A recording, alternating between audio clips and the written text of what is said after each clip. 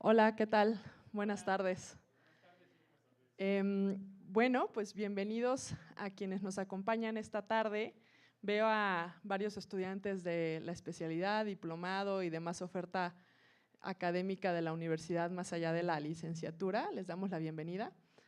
Y quiero también contarles que el día de hoy, esto le estamos llamando Masterclass, porque la invitación en particular para la licenciatura no fue una invitación necesariamente abierta, sino más bien por mérito, ¿no? Están aquí aquellos estudiantes que creemos tienen el mérito para estar en estos espacios. Y bueno, pues iremos haciendo otro tipo de eventos por el estilo en donde con base en su mérito irán teniendo la posibilidad de participar. También les quiero comentar que estamos grabando, entonces hay un streaming de esto para que no se duerman durante la grabación, estén atentos. Y también les quiero compartir muy brevemente un poco de la trayectoria de Per, quien además de ser nuestro primer profesor invitado en la Universidad de la Libertad, pues ya ha estado en estas 2 semanas que lleva con nosotros y le faltan otras 2 más, pues algunos eventos, un recorrido por clases, un recorrido en una conversación que tuvo aquí con nuestro fundador, con Ricardo Salinas, y bueno, de más participación con los estudiantes y con la comunidad UL. Bueno, pues Per es un académico sueco especializado en iniciativa empresarial y es actualmente profesor asociado de la iniciativa empresarial y cátedra Johnny D. Pop en la Escuela de Iniciativa Empresarial de la Universidad Estatal de Oklahoma. Su investigación se centra en el espíritu empresarial, el crecimiento económico y la regulación política. Y su carrera abarca las tecnologías de la información, la consultoría empresarial, la política y el mundo académico. Es licenciado en Administración de Empresas e Informática y tiene un máster en Teoría Política por la Universidad de Bylund y doctor en Economía Aplicada en la Universidad de Missouri. Pues sin más, es un honor tener el día de hoy a Per para platicarnos acerca de Bitcoin, Crypto and Descentralized Money y pues nada, que les sea de provecho. Gracias, bienvenido, welcome.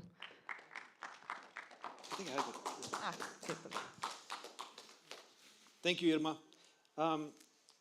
It's great to be here.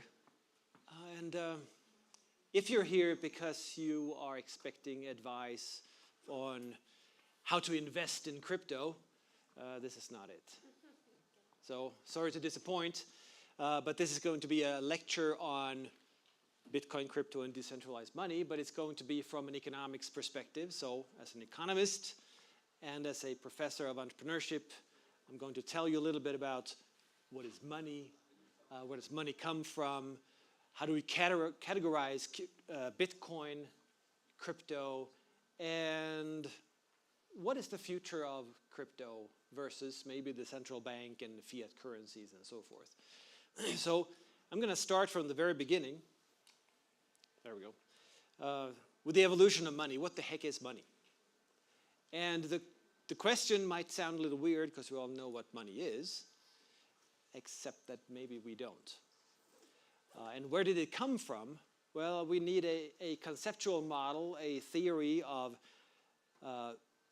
what caused money to be, and also, therefore, what is its function in the economy? How does it change people's behavior? And if we go back in time, both mentally and in real time, then we can think of a society that is not very highly developed at all, in which you might produce things for yourself mostly, but in which also your surplus can be traded with someone else. So let's say I have a bunch of chickens and I produce a lot of eggs, say, and of course I have a little wood and whatever else, and I'm practically self-sustainable, but I produce more eggs than I can eat, or more eggs than I care to eat, and I know my neighbor has other things that I would like, so I offer him the eggs in return, in exchange, and I get whatever he's producing in return. Maybe he has cows, so I get milk or something like that. So there's direct exchange, there's barter trade, right? There's no money involved. It's a good for a good. And it's direct exchange, meaning that I'm exchanging what I have for what I want directly, but the other party needs to want what I have and think that it's worth exchanging whatever they have for what I have, right? So this makes it really difficult to have a advanced trade economy, right? Because I have to find someone to produce us exactly what I want and to accept exactly what I have in return. And that makes it difficult to find all those possible trades, of course. It also makes it difficult for capital goods, durable goods, big things, right? So let's say I produce those eggs, and let's say someone else is producing boats. And I want to start fishing, so I need a boat. How many eggs for a boat? And will the shipbuilder who builds these boats accept eggs for the boat? Maybe he thinks that it takes so much time to build the boat, so it would need to be worth like 100,000 eggs. Well, why would he want 100,000 eggs? He wouldn't. So the trade is impossible, right? Because he can't use 100,000 eggs, and I probably can't accumulate 100,000 eggs either to get the boat. So a lot of the trades are impossible until we realize that I can trade my eggs for something else that is perhaps more durable and that I can in turn use to trade with a shipbuilder for the boat. So I can trade my eggs with him for whatever he might have. Maybe he is a miner, so he digs gold out of the ground, and then I can get the gold. And the gold I can save, the eggs I cannot, because the eggs will go bad, right? But the gold, maybe the person who builds the boat will accept gold, a lot of gold for the boat, but not a lot of eggs. So by trading my eggs for gold with him, therefore I can make possible and facilitate the trade with whoever is building the boat. Now, Menger, the founder of the Austrian school, he theorized, and there's actually plenty of evidence for this too, that money is the result of these indirect trades. So I might trade with him for something that I can use in turn for trade, not because I want what he produces, but because I know I can use it in turn to trade with others. Well, that means that there's now more demand for what he produced, and others might see that and go, wait a minute, I can also use that because I also want a boat, or whatever it might be. So people choose to sell their surplus for the good that they think is most useful in other trades. So they, instead of finding someone who has exactly what they want and want what you have, you separate supply and demand in a sense, right? You separate what you offer from what you want, which means you can sell to whomever and get something that you don't actually want in return, but you know that you can use it to exchange for what you want instead.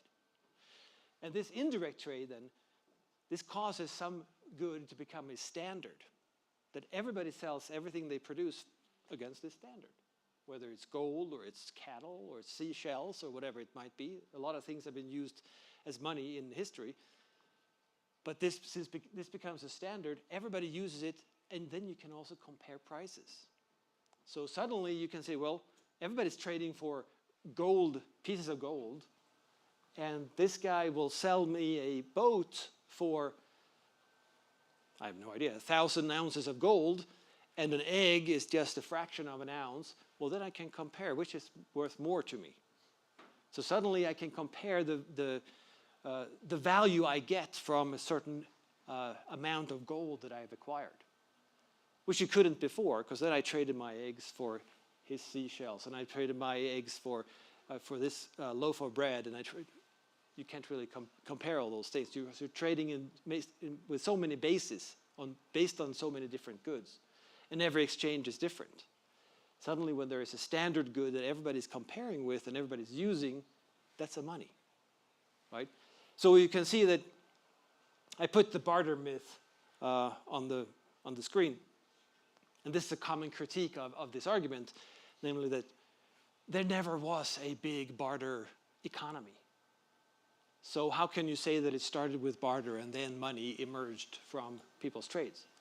Well, that's exactly the point. There couldn't be an advanced economy without money. A barter economy cannot support an advanced economy. So money and the advanced economy emerged together.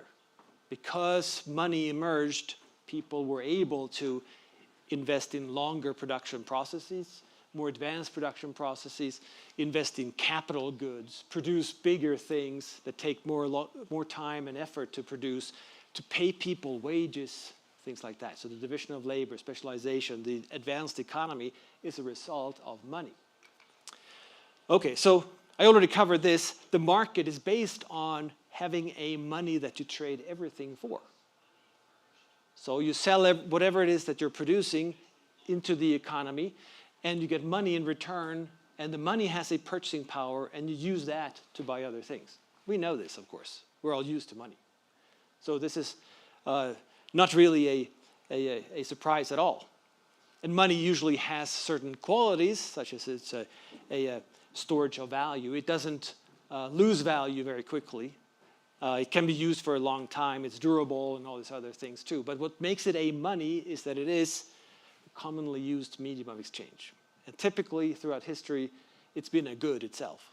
So many economic theorists talk about the money good, which we'll get back to why this is important. Okay, so there's also an evolution of banking, which of course you need money in order to have a bank, because otherwise what does a bank do?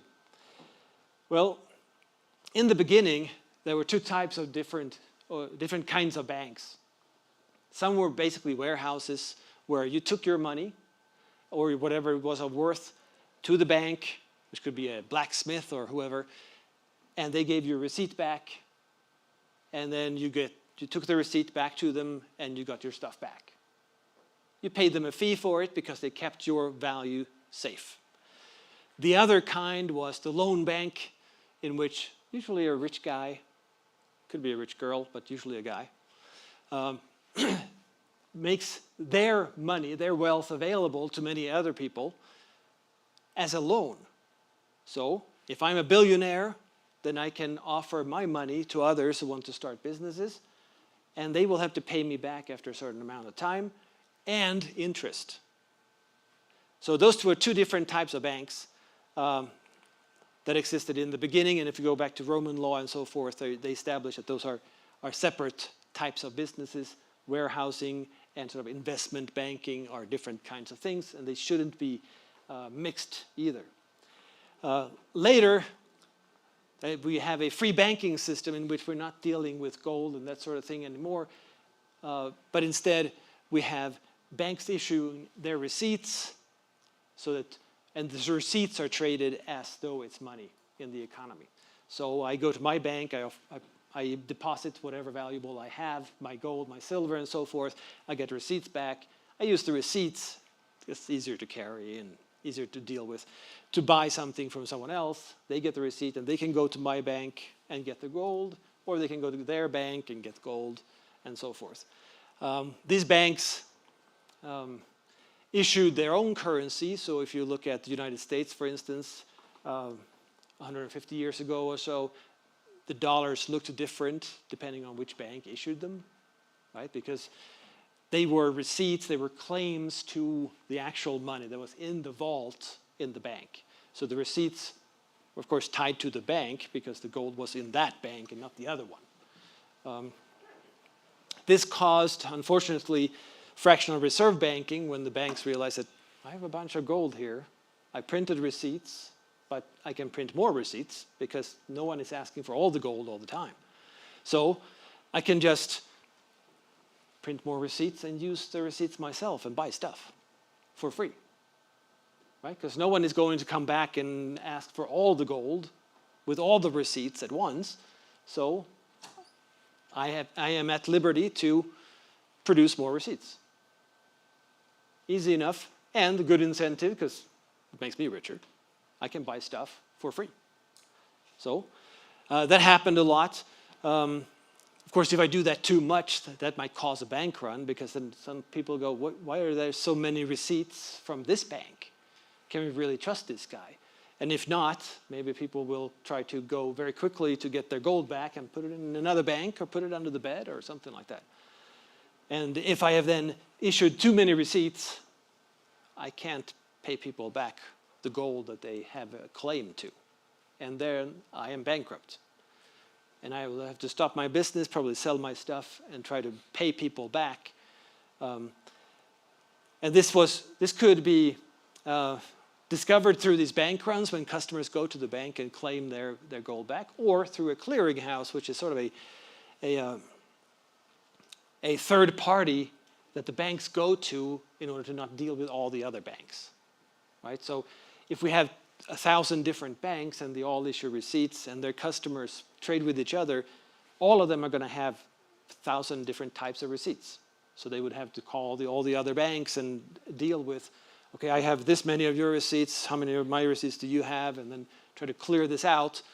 Well, with the clearinghouse, it's a business where you just present what you have to the clearinghouse and say, I have 50 of this receipt, and I have that many of that receipt, and this many of that receipt over there.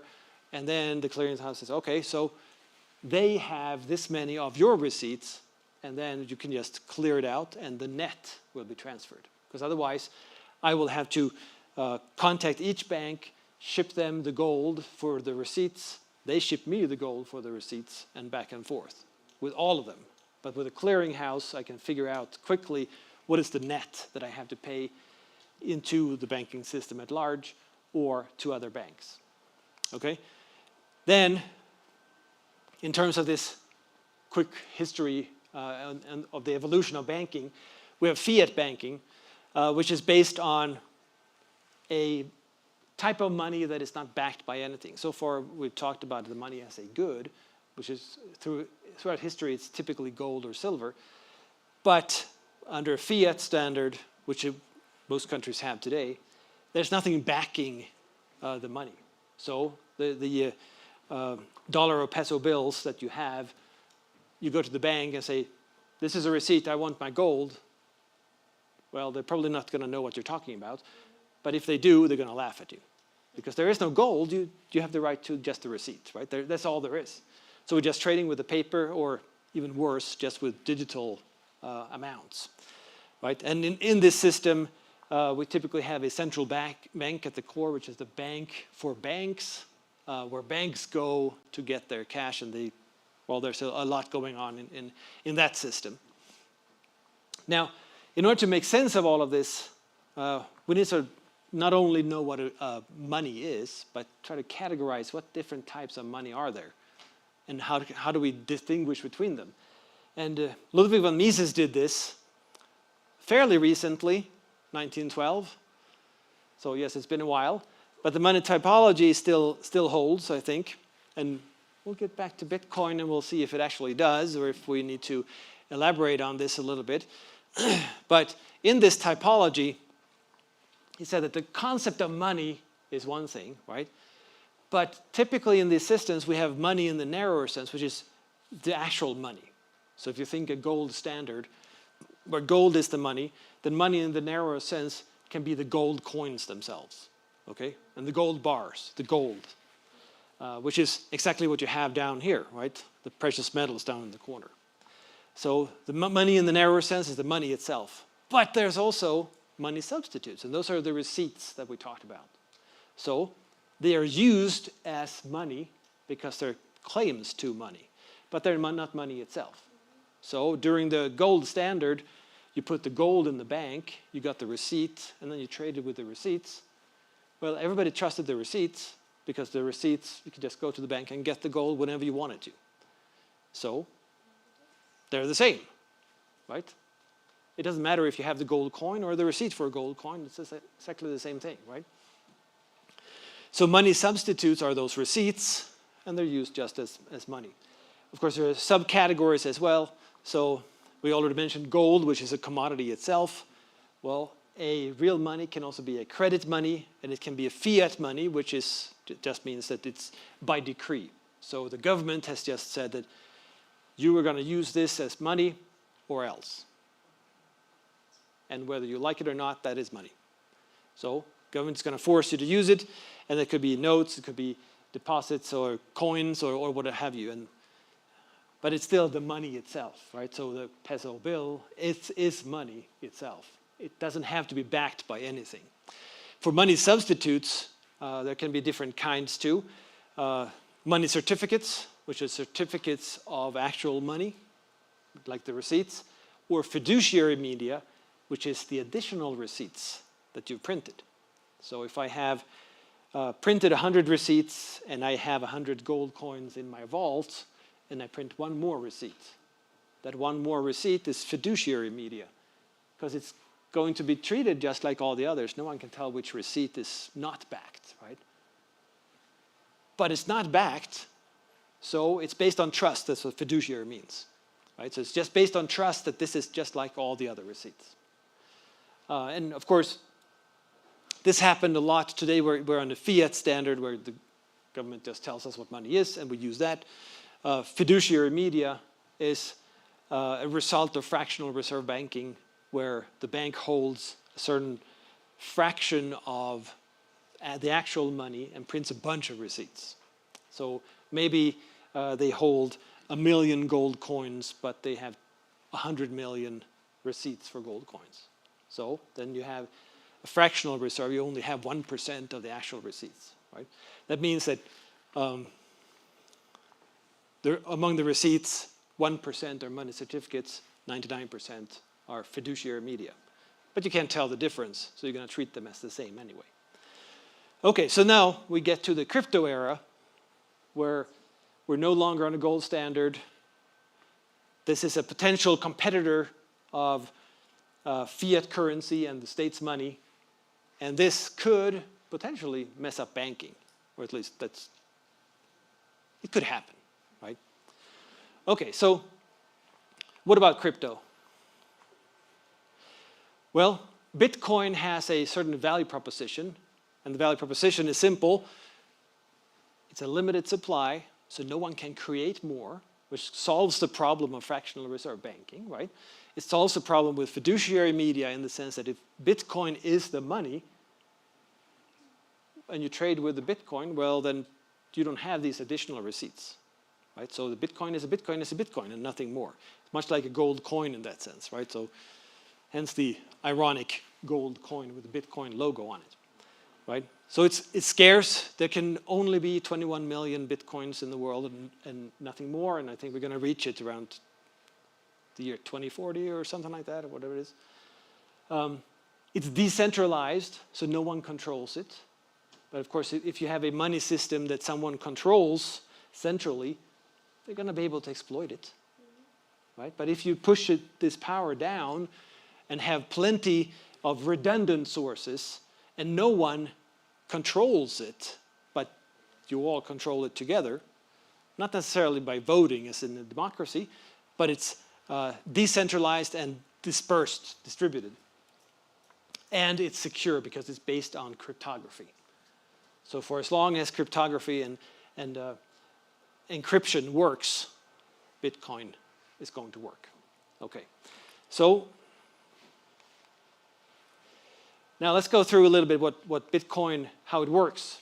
So when people have Bitcoin, they can engage in transactions. So transaction, of course, is you buy something or you give Bitcoin to someone. Bad idea, but if you want to, sure. But it changes hands, right? So you put in an order, more or less, for transferring your Bitcoin to someone else or someone else their Bitcoin to you. This broadcasts this intent to exchange the Bitcoin to the market overall, or at least the Bitcoin system. And this starts a process of validation to see if it's actually an actual exchange, an actual transaction. Meaning that if I don't have the Bitcoin, I can't really sell my Bitcoins, right? So someone will have to check that I actually have the Bitcoin. Those Bitcoins exist. They're not made up. And I have actually acquired them in the right way, right? So I actually have the Bitcoin that I'm trying to trade. So the validation process, of course, we have private keys it's a signature safeguarded or secured with cryptography, in which we use in order to prove that we actually have the Bitcoin that changes hands. And the point is that we want the system to make sure that we don't spend the same Bitcoin several times, or that we spend a Bitcoin that we don't have, and that sort of thing. And that we don't spend more Bitcoins that we have. That then, when this has been validated, well, we'll get to what is called mining, which is where the system, which consists of a bunch of different nodes, the transactions are presented to these nodes. The nodes elaborate and validate those transactions, like we saw in the previous step. They put transactions together in a pool, and those pools are validated themselves, and create a block. So a block is basically a list of transactions that have been validated. That block, when it is deemed true and confirmed, is added to the chain of blocks. So you might have heard of the ledger system and the blockchain technology, which simply means that you have these validated blocks and you add blocks to it. So you can follow the transactions over time because they're all registered and they're all guaranteed by the system. Okay, and the system, of course, is a decentralized system. And for doing this, for the mining is intended to validate the transactions in those blocks. And to do that requires that you solve a cryptographic puzzle, which takes a lot of computing powers, it takes time, it takes effort, and that sort of thing. And for solving it, which means that you are creating a new block that you're adding to the blockchain, you get a reward, which is, at least for now, it is you get more Bitcoins. Okay, so when you created this new block, added it to the blockchain, which means that more transactions have happened, you have also updated people's balances in the sense, if you think of it as a bank account, which is your private key. If you have transferred your Bitcoin to someone else, you have less now and they have more. And this system makes sure that nothing fishy is going on, so that there's not more Bitcoin created or Bitcoin disappear or anything like that. So it's a tight system.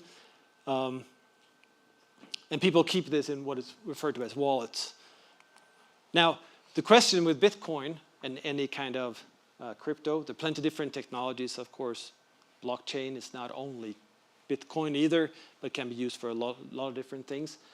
I think IBM has a business in which they use blockchain in order to control processes and use in professional consulting with corporations, because it's a way of making sure by distributing the power that the data you have in the blockchain is untainted.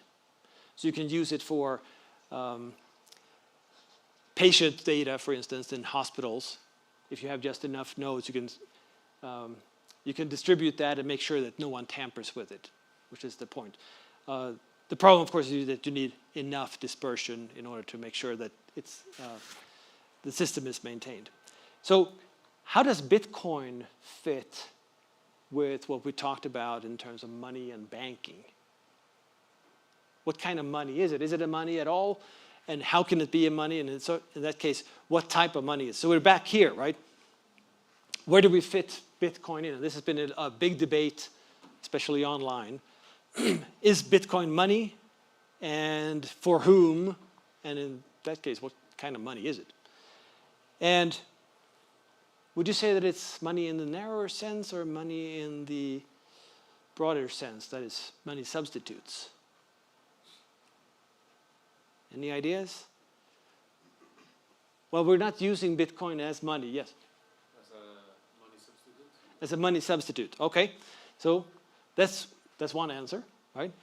And there are plenty of ways to answer this, because in a sense, Bitcoin is not really money yet, for the simple reason that it's not the commonly used medium of exchange in any, and it's not physical, right? So it can't, obviously it can't be a commodity money because it's not a commodity in itself. Yeah. But can it be something else in this chart? Well, potentially, right? So we could say that, maybe if we consider Bitcoin to be an asset in itself that is used as money, well, then it's not a precious metal, of course, but it's something else. If it is an asset in itself, it can become a money in terms of being a commodity money. It's a potential. The problem with that argument is that, well, it was created to be a money that then became an asset. Right? It's not an asset in itself. It's an asset only because people expect it to become money, which is not quite what Mises had in mind.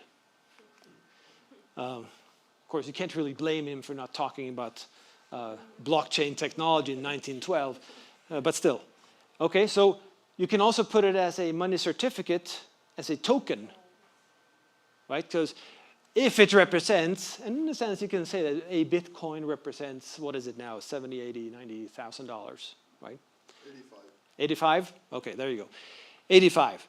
So it represents, it's a token for those $85,000. That's an argument you can make, right? In that case, it is a money substitute, and specifically it's a money certificate, because, of course, it's not a fiduciary media, because Bitcoin, you don't create more Bitcoins than you have backing for, but it's also not really backed by dollars, right?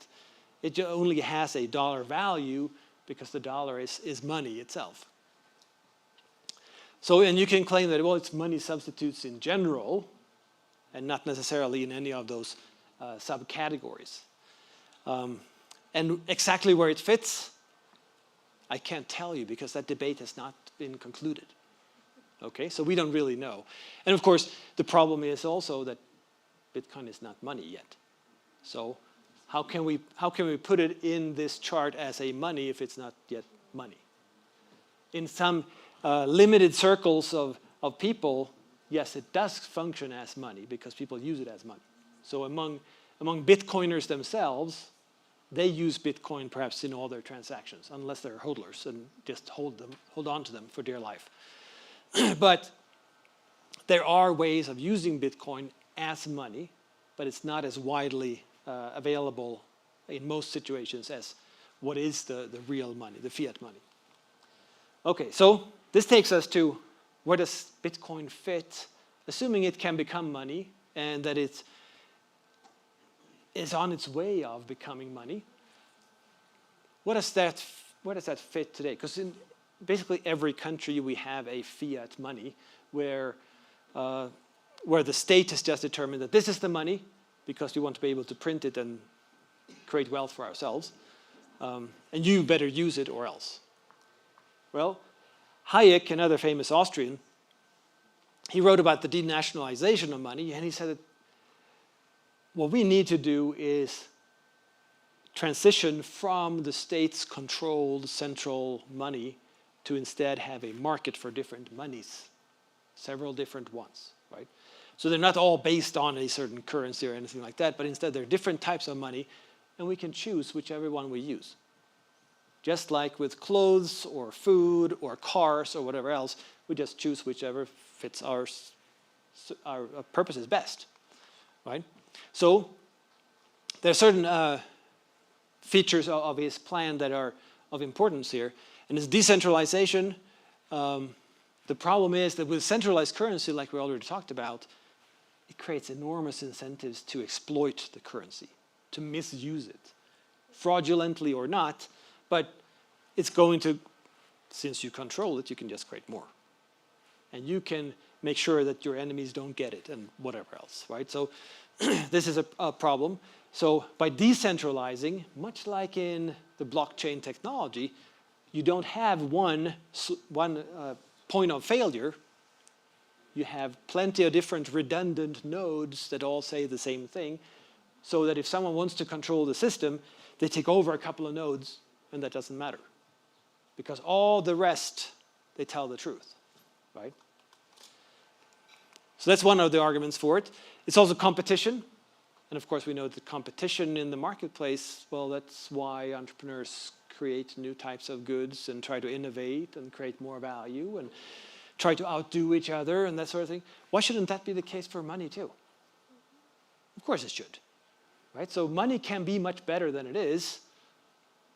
Well, that's a low bar, but still. Okay, so Hayek argued that with competition between different monies, rather than having monopolies like we have today, we're going to see a lot of these positive, beneficial results as we see in open markets. So this is from an interview that he did in 1984, where he was asked, what about money and innovation? And he said, well, the great trouble is that money wasn't allowed to develop. So after 200 or 300 years, which sure, there's a lot of time, governments stopped any further developments. We were not allowed to experiment on it because they centralized and they monopolized money, right? So money hasn't been improved for those couple of hundred years. It has rather become worse in the course of time because it's been exploited, because it's been inflated, because it's been used, right, by the controllers of the money. So he says that of those three different paradigms of money that has been identified previously, law and language, they've continued to develop and evolve because we have new words and things like that, and laws change and things like that. But money is the third paradigm, and the money is the same or even worse. And as he says, money has it's been frozen in its most primitive form. Now that sucks, right? So obviously there's room for improvement, right? And of course, if you have competition between different currencies and different money, you should also expect greater stability and a greater trust in those currencies. Because yes, there is trust in the money today because we're forced to use it, but is there a stability? Well, it might be a stable curve, stable fall. That might be the case, but it's not stable in terms of value and purchasing power. No, we all suffer from inflation, right? Price inflation. Prices go up, whereas we know that, wait a minute, what would happen, just like Hayek argues with money, in any marketplace with competition, innovation, productivity improvements, we get more goods for less resources, right? So prices should fall. Instead, prices go up. Well, that difference has to be explained somehow. Not the difference, why are prices higher today than they were a year ago, but why are prices higher than what they would have been if they had fallen as in the market. Well, that's price inflation. That's caused mostly by someone controlling the money and creating more monies. Okay, so we should expect that also in money, of course. And we should expect money to become different things. So of course, if entrepreneurs can create new types of money and launch them into the market, and consumers choose, well, I want to use this type of money because it has these benefits for me, or I want to use these types of money because that facilitates whatever it is that I want to do in the marketplace, then of course you're going to have money that is better aligned with what economic actors want, not aligned only with what the state wants, as is the case with the state's monopoly of money. Okay, so this is a quote from Hayek. So he was unaware of Bitcoin, but he said that I don't believe we shall ever have a good money again before we take the thing out of the hands of the government, which is probably true, but it's true also for any centralized monopolist.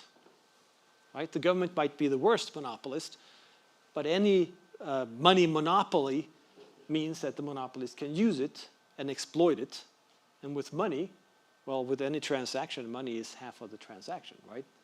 So with money, you can both exploit it a lot and also affect the whole economy at once. If you do the same with, say, you produce eggs and you start tampering with eggs, You're still going to screw up the eggs market, but it's not going to screw up everything else. It's not going to affect clothing or cars or anything else.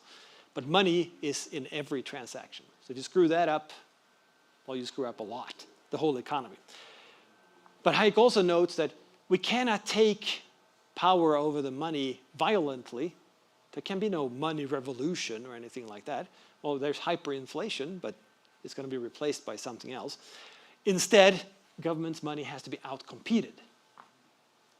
So we should, and what probably will happen is that we move to use something else as money when we turn our backs on the government's money because it's losing purchasing power.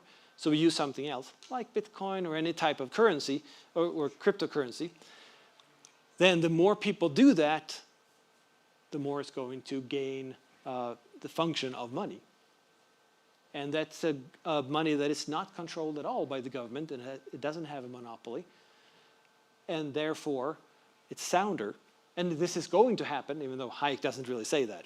Right? He says that what we can do is not violently take over, but in some sly roundabout way, which means people voluntarily, one by one, step by step, adopt something else in their trades with others. Right? So you and your friends can trade using one cryptocurrency. Maybe you and your parents can use another cryptocurrency and whatever else. That just means that you're not using the state's money there. Maybe you can trust those monies better. Who knows? But this development, the government can't really stop. Of course, they're going to try, but they can't really stop it because we're just trading. And it goes back to what we said in the beginning, that every trade, in a sense, is barter. Money is simply the one good that people choose to trade everything they produce for, right? Because it's through indirect exchange. So how can you stop barter? Well, government doesn't stop barter, right? And there's always a barter section of the economy. If you use a different good, if it's Bitcoin or whatever, that's also barter. And it's not going to show up in any accounting or anything like that necessarily. So it's really difficult to stop this because it's people one by one making choices in their everyday lives for each transaction potentially. Okay, so I'll stop there and let's start the monetary revolution. We do have time for questions, I think.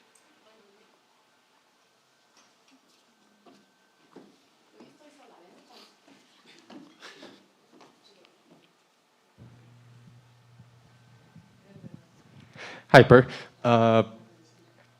We were wondering when you were presenting the chart about the different money types, what characterizes credit money? We sort of missed. What characterizes, because that was like off to its own on the side. Well, not really. Let me go back to that and show you. Sorry, if you did explain it and we just didn't hear that. No, I didn't explain it because I didn't go through the whole thing. Oh, fantastic. Oh, there we go. You're talking about this thing? Yes. Right there? Yes. Yeah, I mean, what Mises tried to do was figure out all the different types that are possible. And it is possible to create a standard for just credit and then use those credits for trade. So you might have seen Paul Krugman has a discussion about a daycare center or daycare co-op, I think, where they create claims to hours of daycare. And those are not really anything in themselves, but they're claims to those hours. So those will be a credit, right? I mean, there's plenty more you can read in the Theory of Money and Credit, which is a book just describing the typology in a sense. But it's very readable. You can do that. The point there is that it's not backed of anything itself, but a claim to a thing. If I can ask a sort of secondary question to that, do you think China's social credit system is a bit like that at a monopolized government level? No. because that's a different use of the term credit, I think. I mean, that's a matter of reputation in the economy that strips you of rights if you don't have enough of that, the points that the government has offered you, right? So it's a different kind of thing. But you could, I mean, it's getting close because there is discussion throughout the world about creating a central bank digital currency. And that could quickly transition into a social credit score where money itself doesn't actually trade hands. Instead, what you're trading is just claims to products or the value of products. Or to obedience. Or to obedience, sure. But I mean, that's how you get the credits, right? So the CBDCs will be programmed so you can only use them in a certain way and for certain things. So they're much like, the intention is to have them function as food stamps, but thoroughly controlled. Right? So food stamps, they're secondary markets. Right? So you're not allowed to buy a liquor using food stamps, but some liquor stores will accept it anyway because they can use it to buy something else, right? And you can sell your food stamps for money, perhaps, and then buy whatever you want, and that sort of thing. The CBDCs, you can't trade because it's basically just an account with the government that says how much you have. And each one of those sort of currency units can be programmed so they can only be used for this sort of thing. So it's a way of controlling society at a very granular level, right? So maybe you need to gain a little weight. So the CBDCs, you can only buy really fatty foods, or you need to lose weight, so you can only buy vegetables and that sort of thing. Right? Thank you.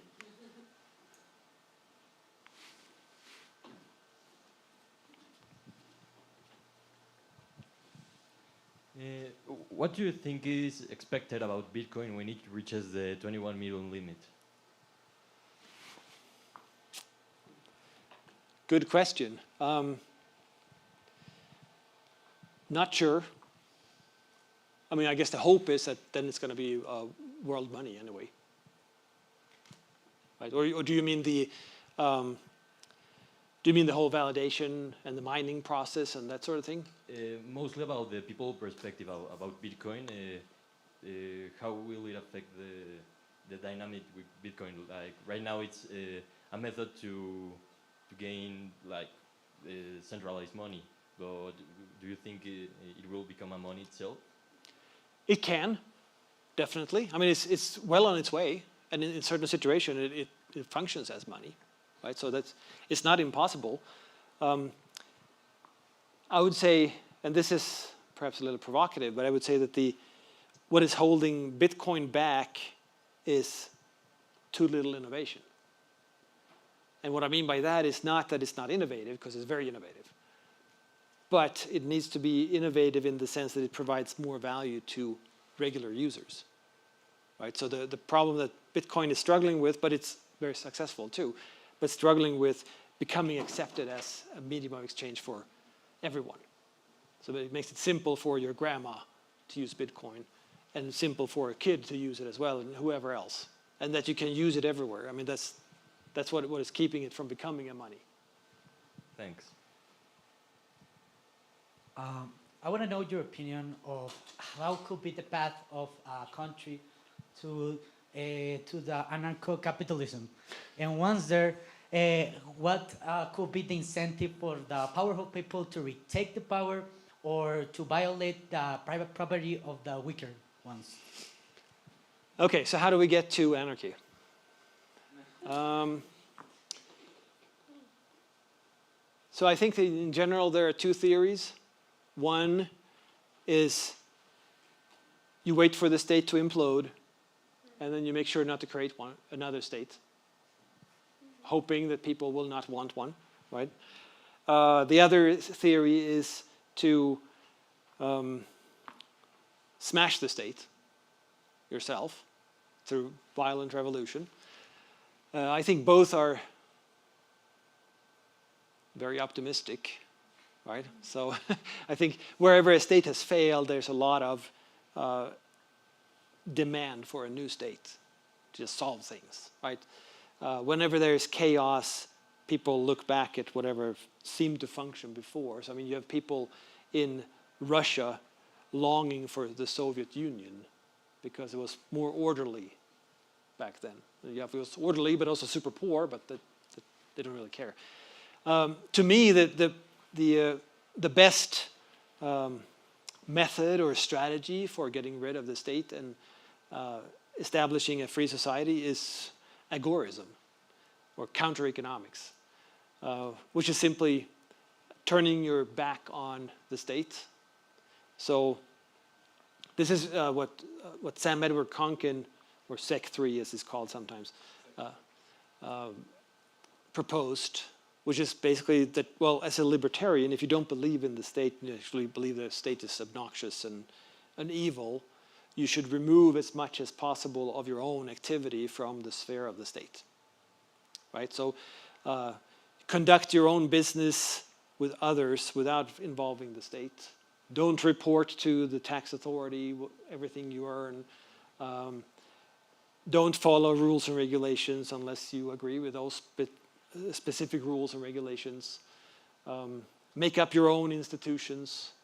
And I mean, in a sense, all of us do this already, right? So when you ask the neighbor's kid to mow your lawn, and you pay him for it, you're not going to say, well, I'm going to report this to the IRS, right?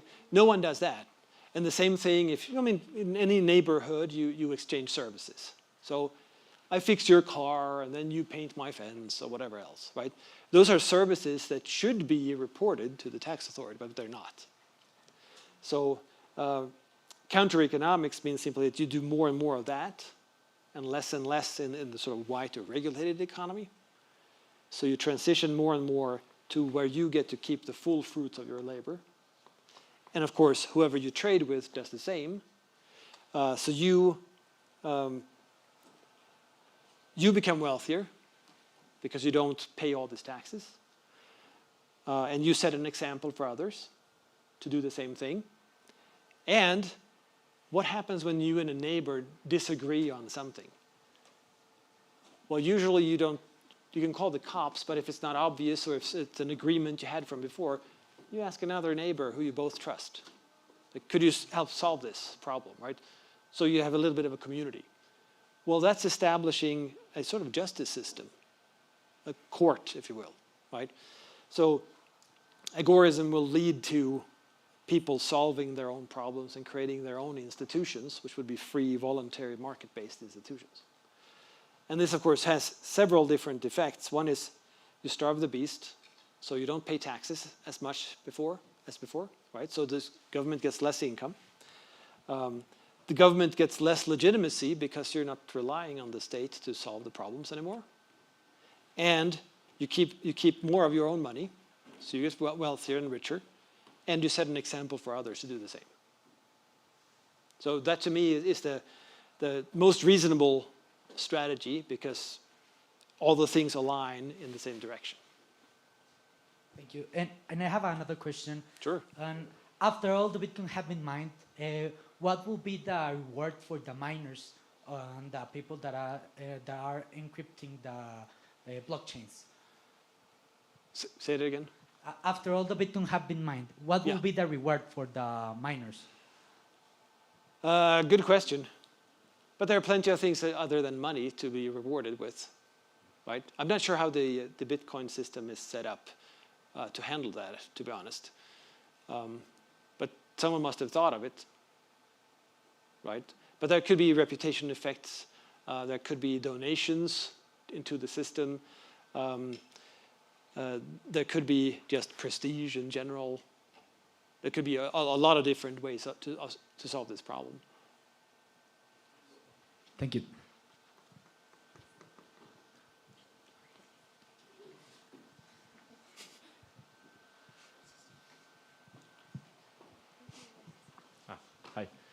I was wondering if cryptocurrencies could be the number one,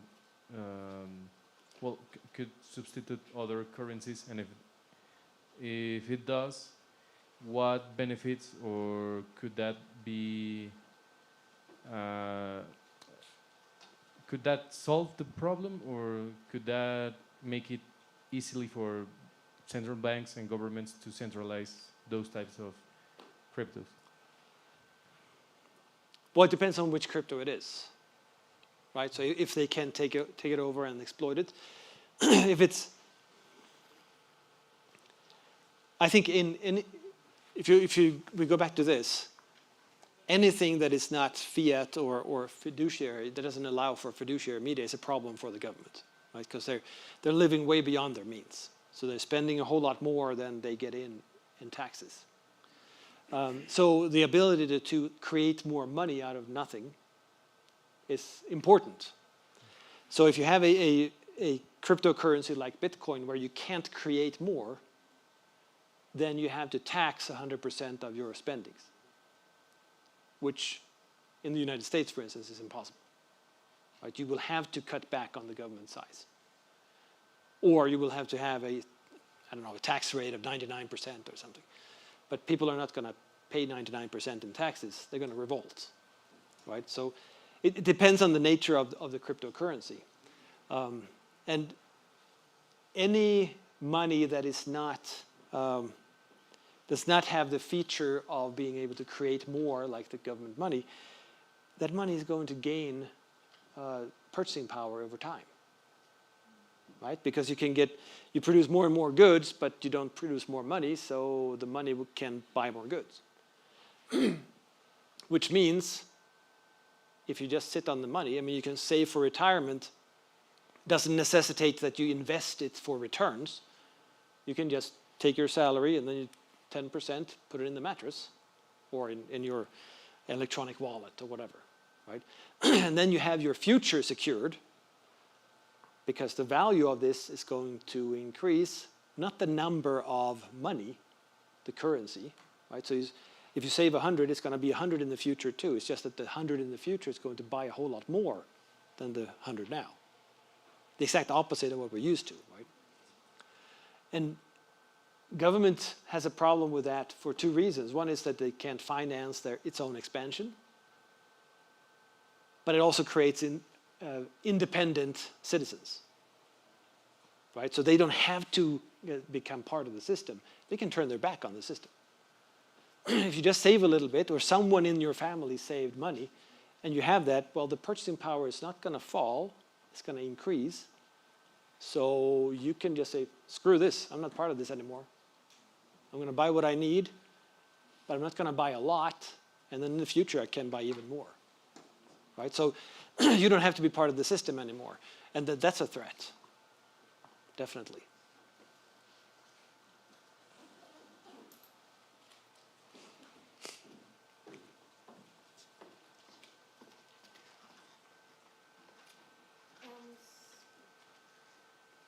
So I am interested on your opinion about if cryptocurrency is going to be like a success in the way to avoid the fiduciary media, or just is going to fail because people are not understanding like in this way to avoid the fiduciary media and just taken as a way to accumulate value in short term or long term.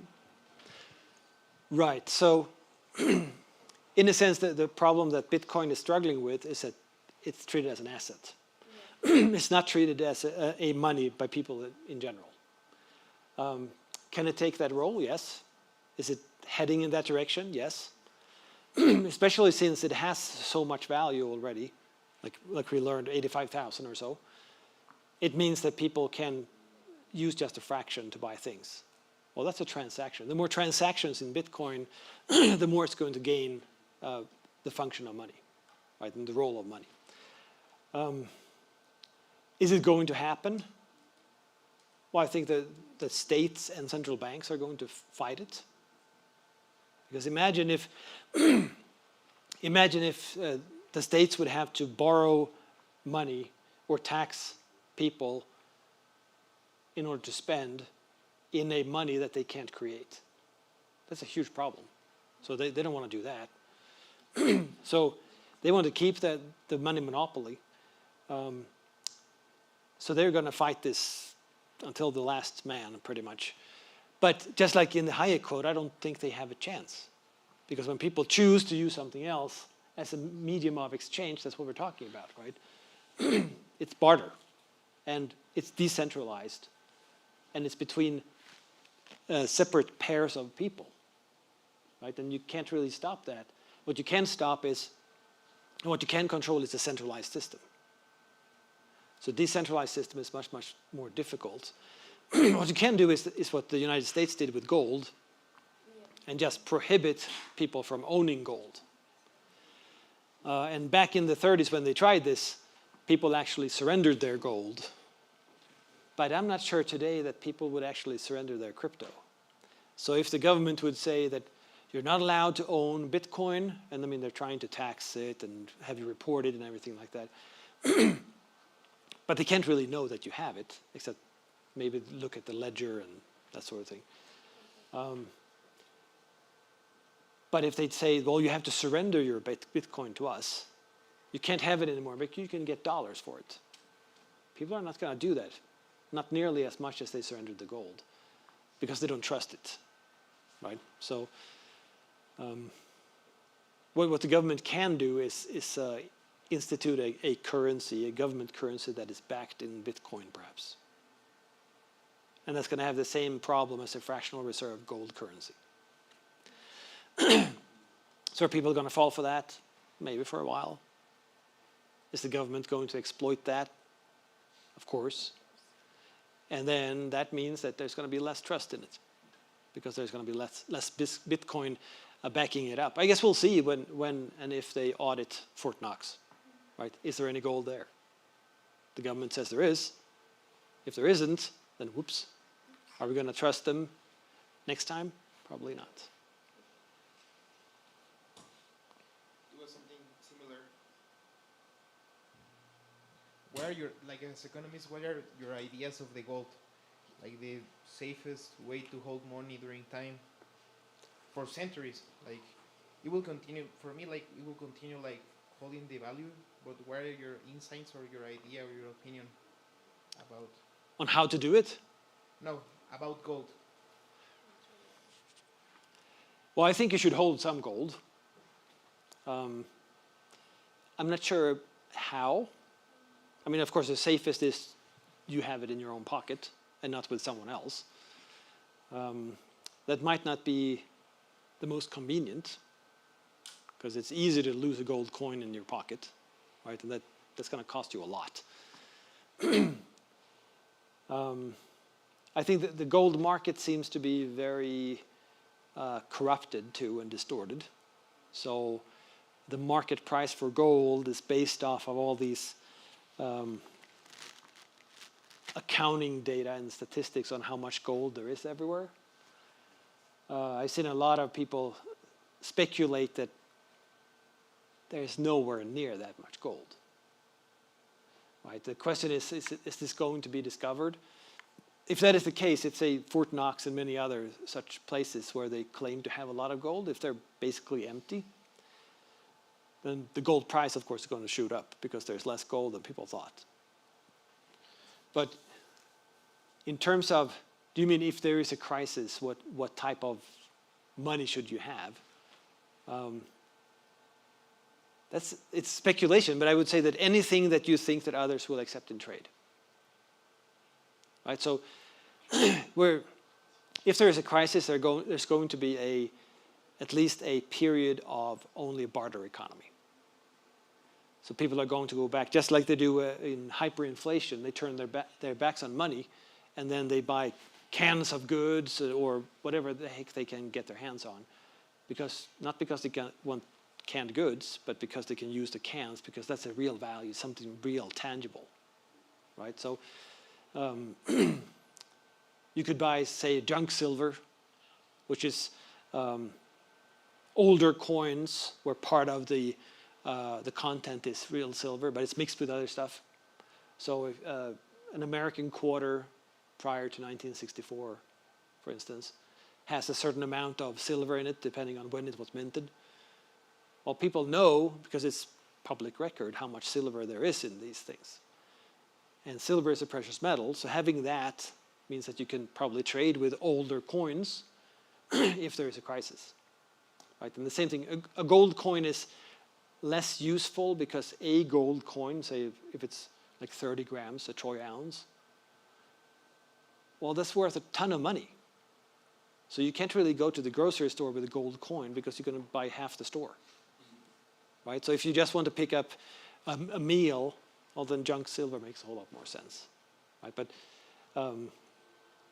to survive that sort of thing, then having real things and real claims too, so I mean stocks of companies that are going to survive, things like that, but not holding currency.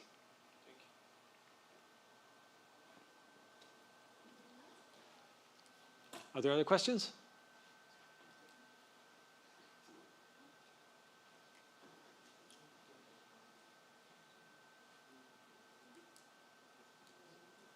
All right. Thanks for listening. And thanks for the questions.